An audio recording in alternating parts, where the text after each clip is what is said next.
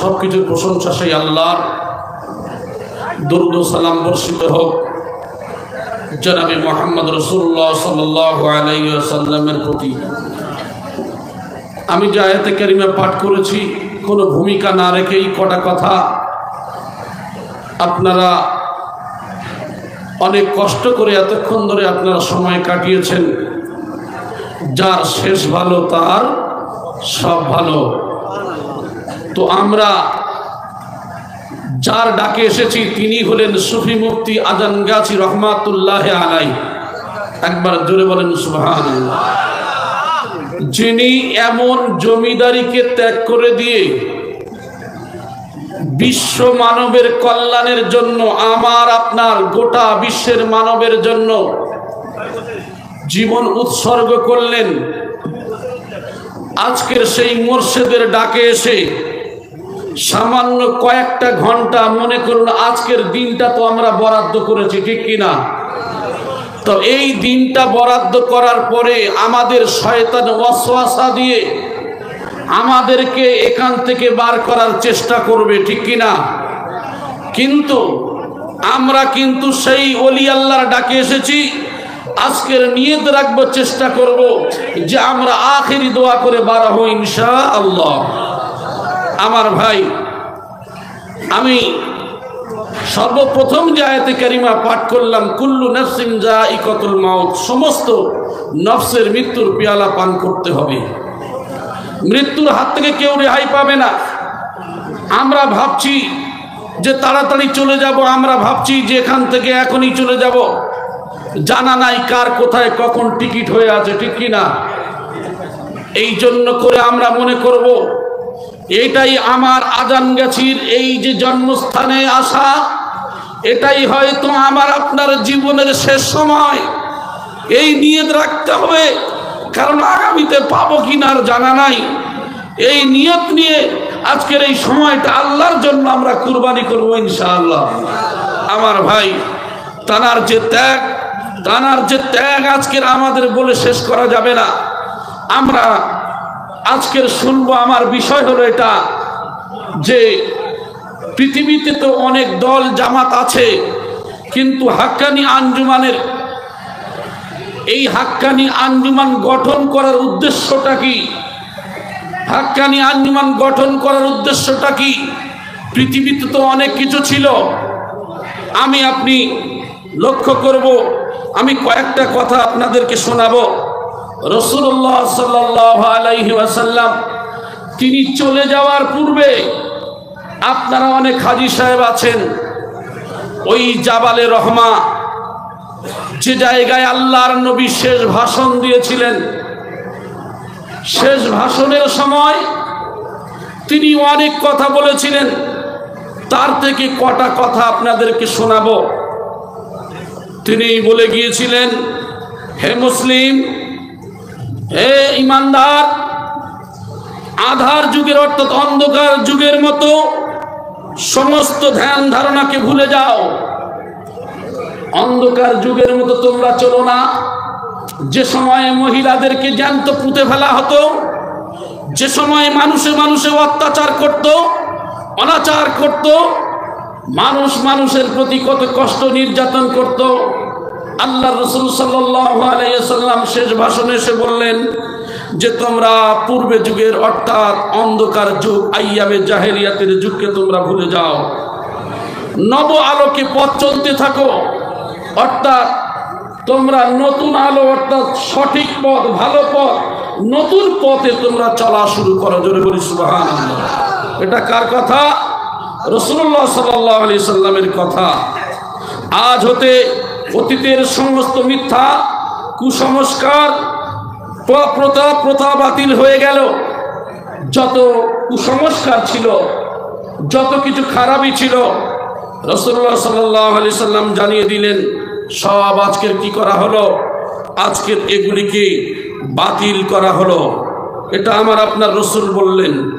মনে রেখো, মুসলমান তোমরা ভাই ভাই, কেউ কারোর চেয়ে ছোট নও, কেউ কারোর চেয়ে বড় নও। তোমরা কেউ কারোর থেকে ছোট নয়, কেউ কারোর থেকে বড় নয়। আমরা জানি এখানে কেউ ফুরফুরা, কেউ তবলিগ, কেউ আজান কাজী, কেউ আহলে হাদিস, বিভিন্ন দল জামাত সিলসিলার মানুষ আমরা এখানে এসেছি। আমরা একটাই জিনিস খেয়াল করব, আমরা সবাই আল্লাহর বান্দা, আমরা সবাই নবীর উম্মত।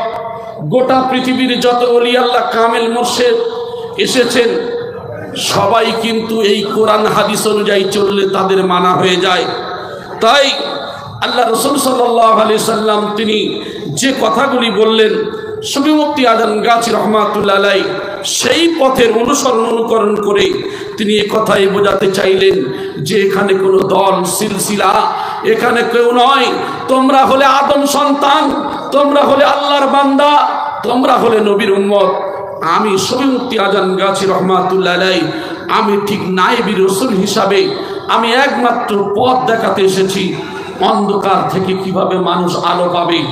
পৃথিবীতে অনেকেই অনেক দল অনেক সিলসিলা বিভিন্ন পথে চলেন।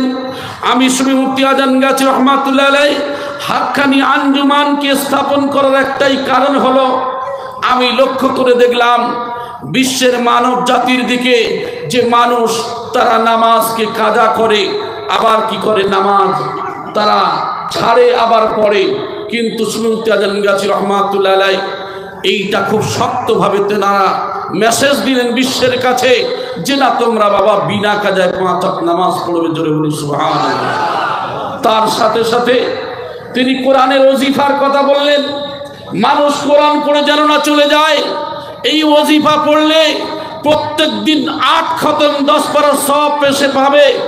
আজকের এখনই পড়ে চলে গেল, চলে যাওয়ার পরে তার প্রত্যেক দিন 8 খতম 10 পারা একটা মানুষ তার পিতা মাতা আত্মীয় স্বজন দাদা দাদি নানা নানি যে কবরে চলে গিয়েছে তার জন্য সে কি করবে? 8 খতম 10 পারার সওয়াব একজন পাঠায়, তাহলে কোটি কোটি খতমের সওয়াব তাদের পা ঘুরে চলে যাবে। জোরে বলি সুবহানাল্লাহ। তাহলে ওজিফা পড়বো কেন? ওজিফা পড়ার একটাই কারণ হলো যে আমরা যাতে এই যে মরে যাওয়ার পরে 3টা আমল মানুষের কবরে যায়, তার মধ্যে হলো এটা সদকায়ে জারিয়া। এই সদকায়ে জারিয়া এই কোরআনের ওজিফা যদি একবার পড়ে চলে যায়, কোটি কোটি খতমের সওয়াব আমার আপনার কবরে যাবে। এই জন্য করে আমরা পড়ব, বলি ইনশাআল্লাহ।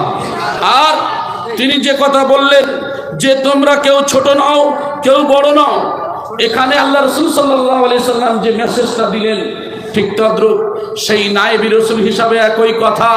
এখানে কেউ ছোট নয় কেউ বড় নয়, কেউ আমির নয় কেউ ফকির নয়।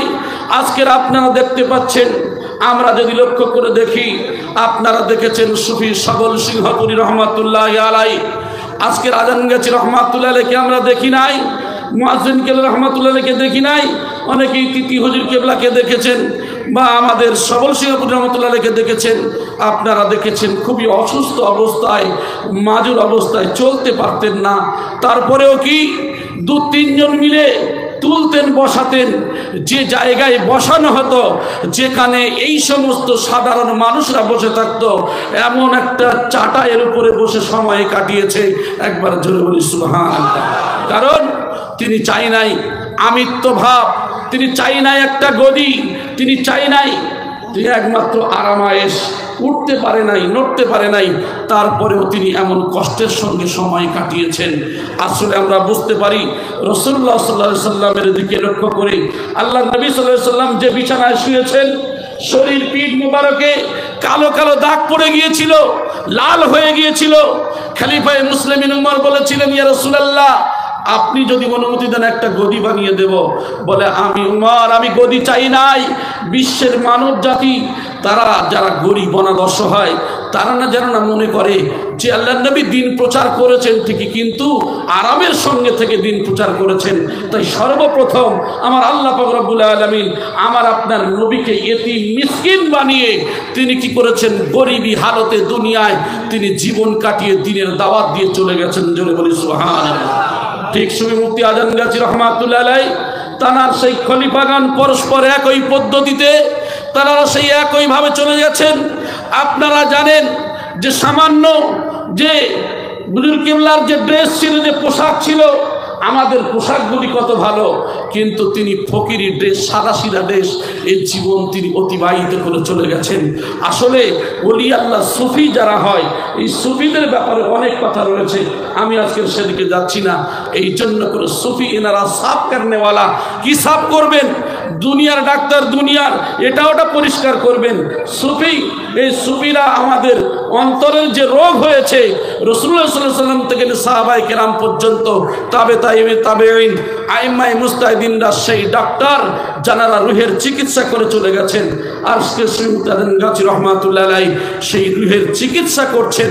যে বাবা একমাত্র কি করবে, তোমরা তোমাদের মধ্যে গ্লানি রয়েছে, যে নোংরা রয়েছে, এটাকে বার করে ফেলতে হবে, সেই রুহের চিকিৎসা করছেন। তিনি হলেন সুফি, একমাত্র সাফ করনেওয়ালা। জোরে বলি সুবহানাল্লাহ। তাই তিনি বললেন, কেউ ছোট নয়, কেউ বড় নয়, আল্লাহর চোখে সবাই সমান। কে বললেন? আল্লাহ রাসূল সাল্লাল্লাহু আলাইহি সাল্লাম। আল্লাহর নবী বললেন যে আল্লাহর চোখে তোমরা সবাই সমান। আর কি বললেন নবী? নারী জাতির কথা ভুলবে না। হুজুর কেবলা বারবার বলেন যে নারী জাতির কথা ভুলবে না। নারীর উপর পুরুষের কর্তৃত্ব আছে, পুরুষের উপর নারীরও অধিকার রয়েছে, একে অপরের উপরে অধিকার রয়েছে। নারী পুরুষ, পুরুষ নারী, উভয়ের উপরে অধিকার রয়েছে। তাদের প্রতি অত্যাচার করবে না। সুবহানাল্লাহ বলেন। কার কথা? আমার আপনার রাসূলের কথা। আল্লাহ নবী সাল্লাল্লাহু আলাইহি সাল্লাম বললেন শেষ বছরে চলে যাওয়ার পূর্বে বলেছিলেন নারীদের প্রতি অত্যাচার করবে না।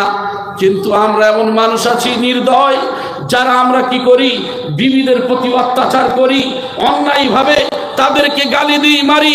আল্লাহ রাসূল সাল্লাল্লাহু আলাইহি সাল্লামকে যদি আমরা ভালোবাসি, কামেল মুর্শিদকে যদি ভালোবাসি, সেই একই কথা তারা বলে যাচ্ছেন যে না, তোমরা মহিলাদের প্রতি নির্দয় হবে না, মহিলাদেরকে তোমাদের যেমন অধিকার রয়েছে তাদের প্রতি তাদের অধিকার আছে তোমাদের প্রতি, অতএব তোমরা তাদেরকে অত্যাচার করবে না। মনে রেখো, আল্লাহকে সাক্ষী রেখে তোমরা তোমাদের স্ত্রীদের গ্রহণ করেছো। তোমরা তো আল্লাহকে সাক্ষী রেখে তোমাদের বিবিদেরকে নিয়ে এসেছো। তোমরা যে কবুল বলেছো, তোমরা যে বিবাহ করেছো, তোমরা তো আল্লাহকে সাক্ষী রেখে তোমরা করেছো।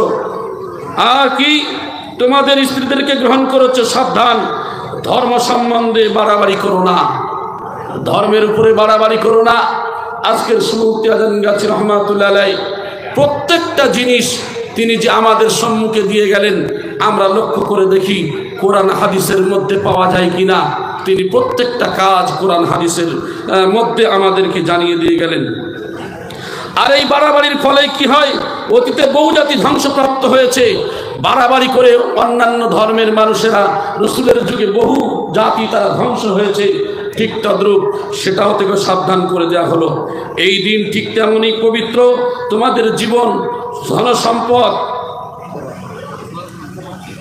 হে মুসলমান হুঁশিয়ার, নেতার আদেশ কখনো কর্তৃন আসা কাফরি দাসকেও তোমাদের আমির করে দেয়া হয়। বলছেন নবী সাল্লাল্লাহু আলাইহি ওয়াসাল্লাম বলছে, যদি তোমাদের যে আমির হবে সে যদি একজন কাফরি গোলামও হয়, আর সে যদি আল্লাহ রাসূলের হুকুম মতো চলে, সে যদি তোমাদের সর্দার হয়, তাহলে তোমরা তাদেরকে মেনে নিয়ে চলে। বলেন সুবহানাল্লাহ। আজকের লক্ষ্য করে দেখেন, সুফি মুফতি আজান গাজী রহমাতুল্লাহের দিকে, তিনি তো এই জমিদারের সন্তান। তিনি চলে যাওয়ার পরে এই বংশের কোনো ব্যক্তি ওই গদিতে বসতে পারতেন। আমরা দেখেছি বিভিন্নভাবে বিভিন্ন পদ্ধতিতে।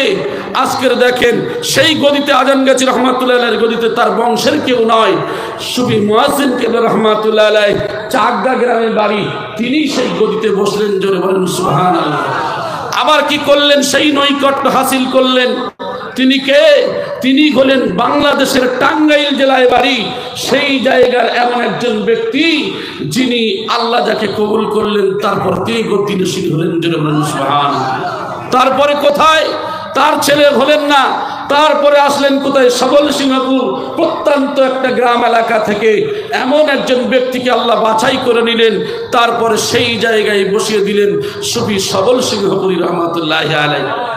আজকের যিনি গদ্দিনশীল হয়েছেন, গতকালকে আমি আলোচনা করছিলাম কয়েকটা বিষয় নিয়ে ভাইয়ের সঙ্গে, যে হুজুর কেবলা তিনি বসে আছেন, যিনি বর্তমান গদ্দিনশীল হুজুর কেবলা তখন সবল সিংহপুরী রহমাতুল্লাহ রয়েছেন, বসে আছেন। তো কয়েকজন মানুষ কি করেছেন, সেখান থেকে ছেলে তুলে দিচ্ছেন যে না না এখানে বসার জায়গা নেই। তো হুজুর কেবলা নিজে উঠে গিয়ে অন্য জায়গায় বসলেন। জি, আবার ওখান থেকে বলছে না এখানে বসা যাবে না, এখানে জায়গা নেই, ওখান থেকে উঠে গিয়ে অন্য জায়গায় বসলেন। আর তিনি হলেন আরেফ বিল্লাহর বাদশা। জোরে বলেন সুবহানাল্লাহ। দেখেন আজকের মানুষকে চেনা বড় কষ্ট।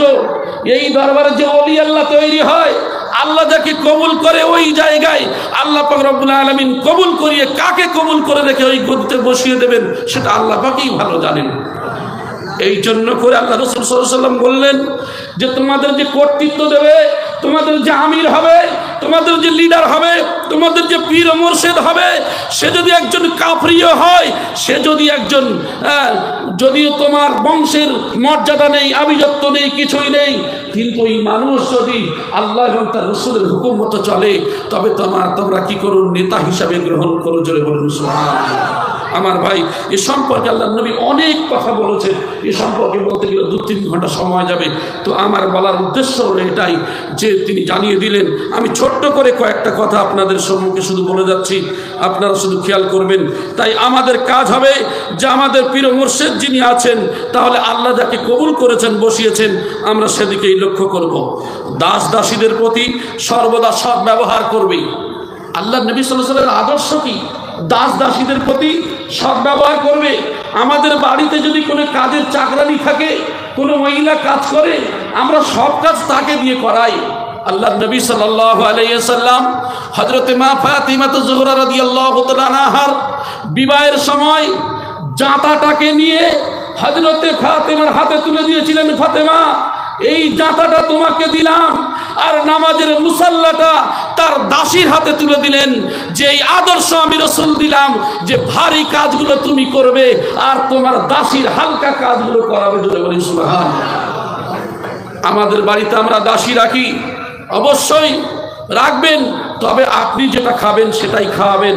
আমরা কি করি, আমরা ভালো খাই, আর দাসীর জন্য আমরা যে ব্যবহার করি, তাদের যে খেতে দিই, এটা আমরা কতটুকু আমরা সেই নবীর উম্মত বলে আমরা দাবি করি।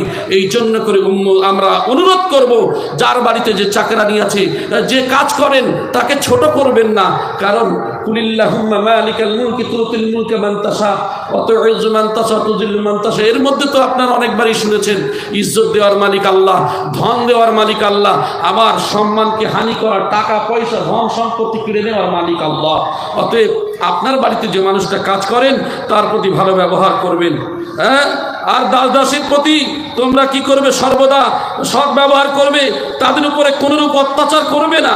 তোমরা যা খাবে তাদেরকে তাই খাওয়াবে, যা করবে তা তাদেরও করাবে। ভুলবে না, তারাও তোমাদের মতো মানুষ। আল্লাহু আকবার। আল্লাহ নবীর কথাগুলো কি ছিল, এক একটা কথার বাদল।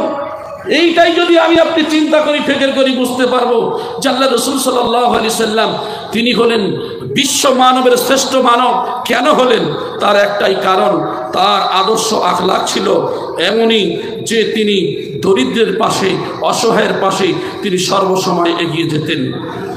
তাদেরকে পড়াবে, ভুলবে না, তারাও তোমাদের মতো মানুষ। সাবধান, কৌতূহলিকরা পাপ যেন তোমাদেরকে স্পর্শ না করে। শিরক করবে না, চুরি করবে না, মিথ্যা বলবে না, ব্যভিচার করবে না, সর্বপ্রকার মলিনতা হতে নিজেদেরকে মুক্ত রেখে পবিত্র ভেবে জীবনযাপন করবে। চিরদিন সত্যের উপরে থাকবে। মনে রাখবে, একদিন তোমাদের আল্লাহর নিকটে ফিরে যেতে হবে। সেদিন তোমাদের কৃতকর্মের জবাবদিহি করতে হবে। আমরা যে কাজ দুনিয়াতে করব, আমরা তো মারা যাব। আমি যে আয়াতে কারিমা পড়েছি, আমরা মারা যাব, কখন কার সময় হয়ে আছে জানি না। এই জন্য করতে কামেল মুর্শিদ তিনি দিয়েছেন, আগায় আপনে মৌত সে কোই বশর নেহি, সামন 100 বরস কা হ্যায় কল কি খবর নেহি। 100 বছরের ভবিষ্যতের চিন্তা করে তুমি রেখেছ, তুমি কি জানো তুমি কালকের বেঁচে থাকবে? কালকেরে যে তুমি বেঁচে থাকবে এমন কোন নিশ্চয়তা নেই। তাহলে তুমি 100 বছরের সামান তুমি রেখেছো। सुनो ऐसा के ना कसरे बरतर क्या आखिर जाओ के मिट्टी के अंदर।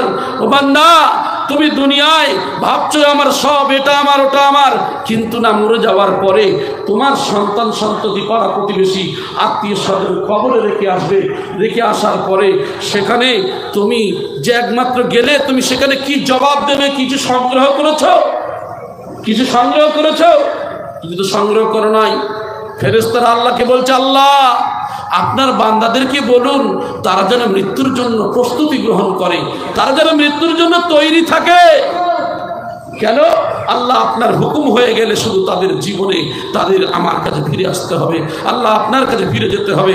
সুম্মা ইলাইহি তুরজাউন, আমাদেরকে ফিরে যেতে হবে। এই জন্য করে আমাদের কি করতে হবে?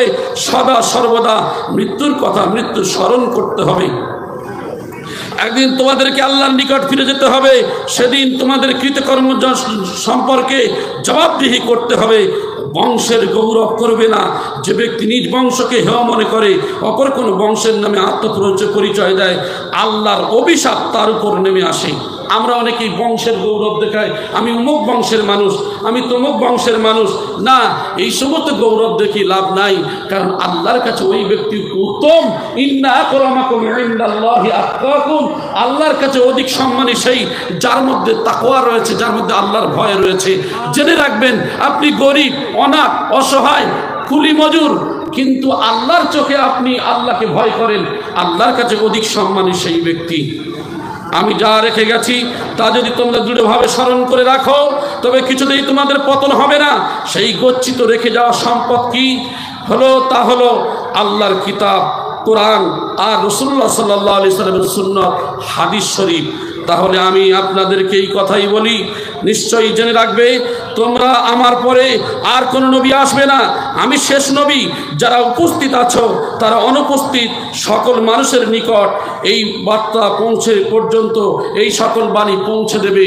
কারণ আল্লাহ রাসূল সাল্লাল্লাহু আলাইহি সাল্লাম কেন বললেন যে তোমাদের মধ্যে দুটোই জিনিস রেখে গেলাম, একটা হলো আল কোরআন, অপরটা হলো সুন্নাত রাসূল। আজকের আমার কামেল মুর্শিদ মুফতি আজম গাজী রহমাতুল্লাহি আলাইহি তিনি সেই কথাই বলছেন যে বাবা তোমরা এই কোরআনের হুকুম মতো চলবে আর নবীর তরিকা অনুযায়ী চলবে। এই দুইটা জিনিস যদি মানতে পারো তাহলে আমাদের পাঁচ মুর্শিদের যে ফয়েজ, এই পুরাপুরি তোমার এটাই মানা হবে।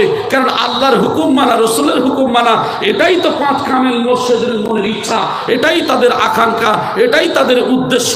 একবার জোরে বলি সুবহানাল্লাহ। তাই হাক্কানি আঞ্জুমানকে স্থাপন করলেন। হাক্কানি আঞ্জুমানকে স্থাপন করার কারণ হলো বিশ্বের মানবের দিকে তাকিয়ে লক্ষ্য করে দেখলাম মানব জাতি তারা কি করে দল সিলসিলা নিয়ে নিজেরা নিজেদের মধ্যে আভিজাত্য বিভিন্ন কথা বলে। কিন্তু হাক্কানি আঞ্জুমানের কাজ হলো এখানে কোনো দল জামাত নয়, এখানে একমাত্র আল্লাহর বান্দা হিসাবে, নবীর উম্মত হিসাবে আমি মুফতি আজম গাজী রহমাতুল্লাহ আলাইহি আমার যে দায়িত্ব রয়েছে ওয়ারাসাতুল আম্বিয়া হিসাবে কুপথগামী মানুষদের সুপথ দেখাতে হবে, যারা ভুল পথে আছে তাদের সঠিক পথ দেখাতে হবে। সেই সঠিক পথ কি বাবা জেনে রেখে দিও, শেষ কথাই হলো চূড়ান্ত কথা, সেটাই হলো তোমার জীবনের মৃত্যুর সময়। এই মৃত্যুটা অবশ্যই অপরিহার্য, কারণ তোমরা জেনে রেখে দিও হযরতে আদম নবী নিচে জমিকে চল বসে। তোমাদের আদি পিতা 1000 বছর বেঁচে ছিল, কিন্তু তোমাদের আদি পিতা হযরতে আদম আলাইহিস সালাম আর দুনিয়াতে নাই, এই জমিনের নিচে চলে গেছে। আল্লাহর বান্দা তুমিও সেই কথাই স্মরণ করো, একদিন ওই রূপ তুমি এই জমিনের নিচে চলে যাবে। নূহে কিস্তি বানে আলম মে হাসে চল বসে। জিন্নু আলাইহিস সালাম দ্বীনের দাওয়াত দিয়েছেন, 9.5 বছর ধরে দাওয়াত দিয়েছেন। নবী নূহ আলাইহিস সালাতু ওয়াস সালাম দাওয়াত দেওয়ার পরেও তিনি কি করলেন? মহাপ্লাবনের সময় তার সঙ্গী সাথীদেরকে নিয়ে নৌকায় করে কিস্তি করে আল্লাহ পাক রব্বুল আলামিনের হুকুমে বেঁচে ছিলেন। আজকের নবী নূহ আর নাই, 950 বছর পরে আবার এই জমিনের নিচে চলে গেছে। আল্লাহর বান্দা তোমরাও স্মরণ করো, টাকা পয়সা ধন দৌলত অর্থ সম্পদ সব পড়ে থাকবে। একদিন আদম আলাইহিস সালাম নূহ আলাইহিস সালামের মতো তোমরা এই জমিনের নিচে একদিন চলে যাবে। নূহে কিস্তি বানে আলম বিয়াসে চল বসে। ইউসুফ, ইয়াকুব, ইসমাইল, ইসহাক, খলিল, হাকিম, আলিম, সুলাইমান, মগরিওয়ালে চল বসে। সমস্ত নবীদের নাম ধরে ধরে বলছেন এরা সবাই চলে গেছে, একদিন তুমিও ওইরূপ ওই পথের পথিক তুমিও হবে। অতএব তুমি কি করবে? তোমার চলা, তোমার বসা, তোমার ওঠা সব কিছু যেমন হবে সেটা হবে নবীর তরিকা অনুযায়ী, সেটা হবে একমাত্র কামেল মুর্শিদ সুফি মুফতি আজান গাছি রহমাতুল্লাহ আলাইহি যে পথের পথিক, সেই পথ হলো রসুলের পথ, সেই পথ হলো আল্লাহর পথ। আমরা সেই মুর্শিদের দিকে ফলো করব, একমাত্র এই মুর্শিদের পথ অনুকরণ করে আমরাও চলব।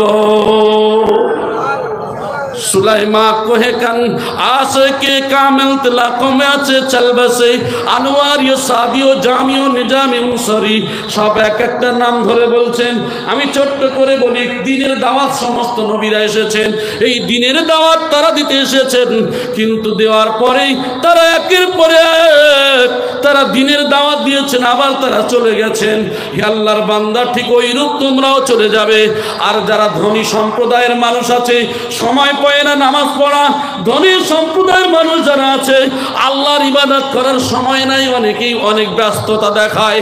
একবার লক্ষ্য করে দেখো, হযরতে বাদশাহ সিকান্দার, যাকে অনেকেই আলেকজান্ডার নামে চেনেন, এই আলেকজান্ডার মরে যাওয়ার পূর্বে তার মন্ত্রীদেরকে বলেছিল, ও আমার মন্ত্রীরা শোনো শোনো, আমি আলেকজান্ডার তোমাদেরকে ওসিয়ত করে গেলাম, আমি মরণের পরে কাপড়ের মধ্যে থেকে আমার হাত খানা বার করে দেবে আর আমার হাতে মাটি ভর্তি করে দেবে।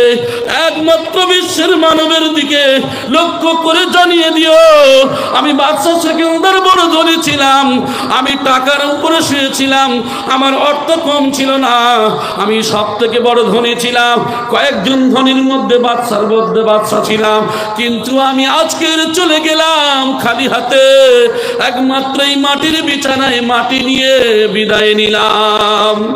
তাই কামেল মুর্শিদ স্মরণ করিয়ে দিচ্ছেন, লা ইস্তাখিরুনা সাআতান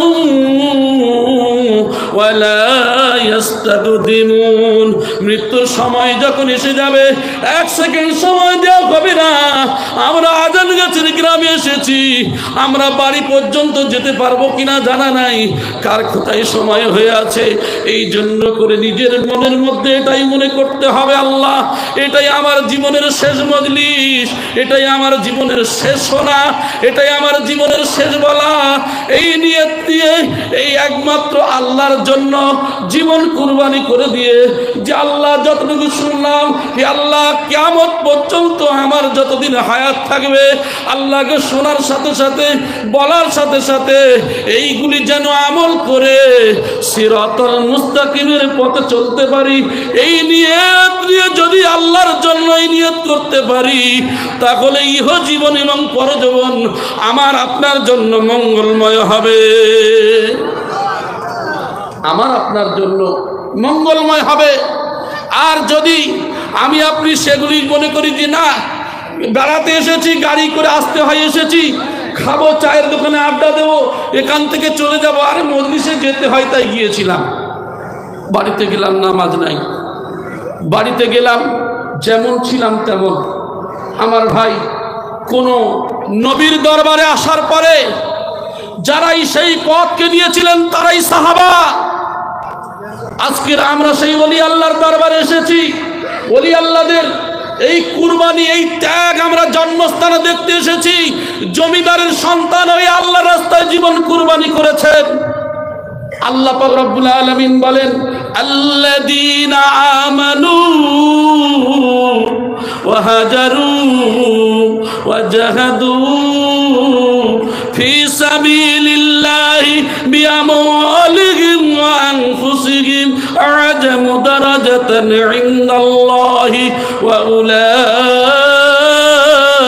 হুমুল ফাইজুন। আল্লাযীনা আমানু, যারা ঈমান এনেছে, হাজারু হিজরত করেছে, আজকের সুফি মুফতি আজান গাছি রহমাতুল্লাহর দিকে দেখেন, আমার আপনার 5 মুর্শিদের দিকে দেখেন, তারা ঈমান এনেছে আর তারা হিজরত করেছে বিশ্ব মানবের জন্য। কলকাতায় বাগমারিতে জীবন উৎসর্গ করে দিয়েছে।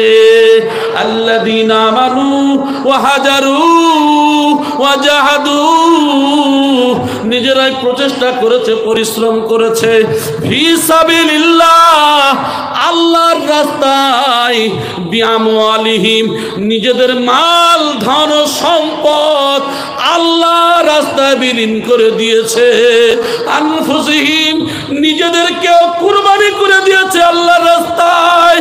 আনফুসিহিম, আল্লাহ বলছেন আজাবু দারাজাতান ইনদাল্লাহ, আমি আল্লাহ আমার কাছে এরাই হলো সর্বোত্তম, আমি আল্লাহ এরা হলো আমার কাছে শ্রেষ্ঠ।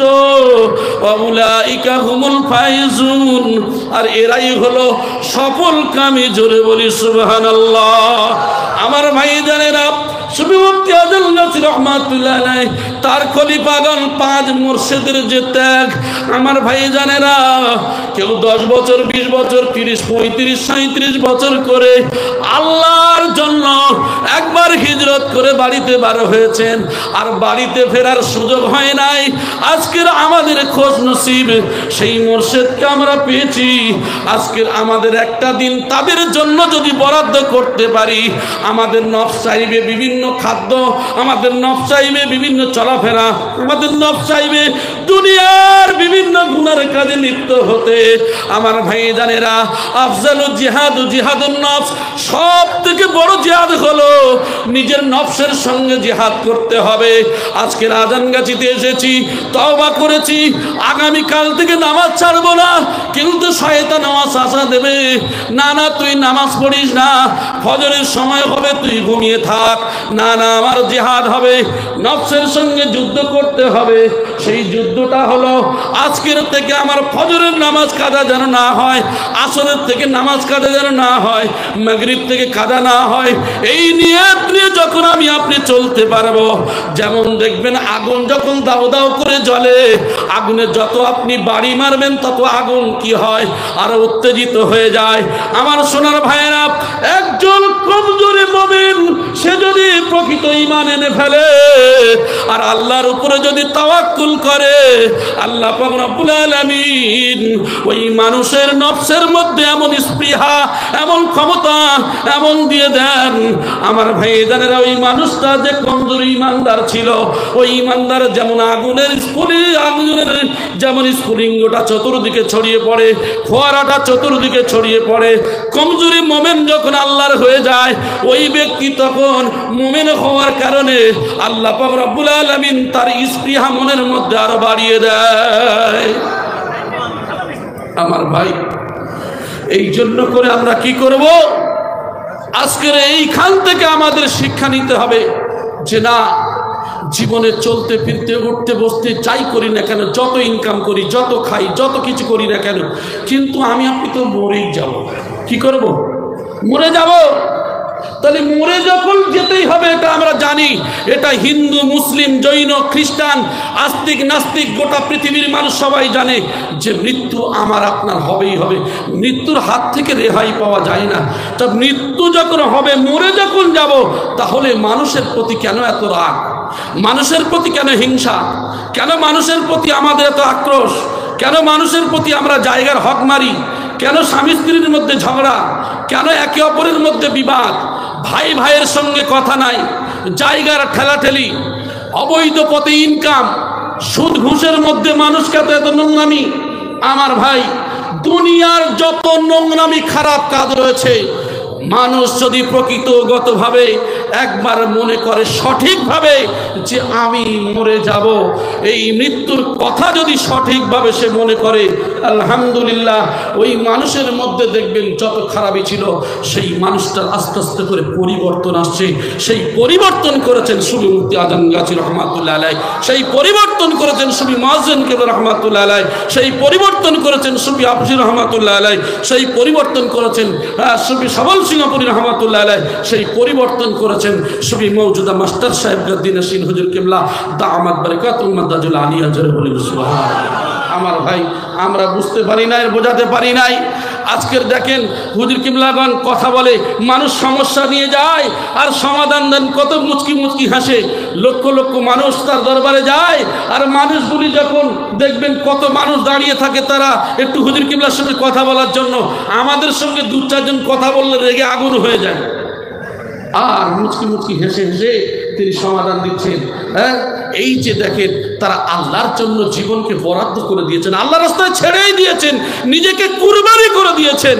অতএব অনেক সময় অনেক ভাইরা বলেন যে অনেক সময় ফোন করলে দেখা যায় হুজুর কেবলার কাছে ফোন পাই না, বিভিন্ন সমস্যায় পড়ি। হুজুর কেবলাও বলেন যে না বাবা, মানুষ সমস্যার মধ্যে পড়ে ফোন করে গো।